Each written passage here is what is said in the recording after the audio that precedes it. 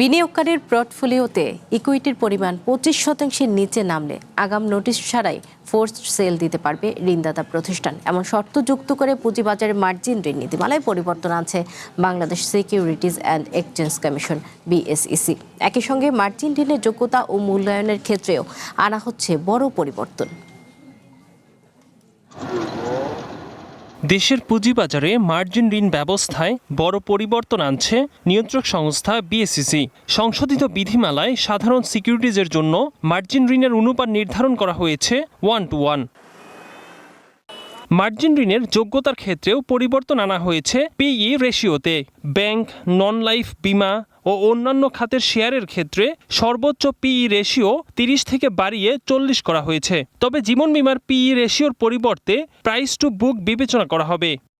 নগদ নিয়ে এলো হার না মানা হার অফার। সর্বনিম্ন 10,000 টাকা রেমিটেন্স নগদে পাঠালে থাকছে স্বর্ণের হার জেতার সুযোগ।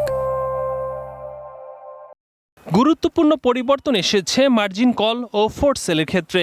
পোর্টফোলিওর ইকুইটি 50% নিচে নামলে ঋণদাতা প্রতিষ্ঠান বিনিয়োগকারীকে মার্জিন কল দিবে। ইকুইটি 25% নিচে গেলেই ফোর্স সেল করবে ঋণদাতা প্রতিষ্ঠান। মনে করছি না তারা সুচিন্তিত মতামতের ভিত্তিতে কাজগুলো করছে, হয়তো কোনো প্রেশার গ্রুপের ভিত্তিতে কাজ করছে। তাহলে প্রেশার গ্রুপের ভিত্তিতে যদি কাজ করে, আগের সরকারের কিন্তু প্রেশার গ্রুপের কাজ করেই দিন শেষে সরকারের বদনাম হয়েছে, দিন শেষে বিনিয়োগকারী রাস্তায় নেমেছে। এদিকে জেড, এন ও জি ক্যাটাগরির শেয়ারে মার্জিন ঋণ পাওয়া যাবে না। একইভাবে SME board, alternative trading board ও OTC প্ল্যাটফর্মের সিকিউরিটিজও মার্জিন ঋণের বাইরে থাকবে।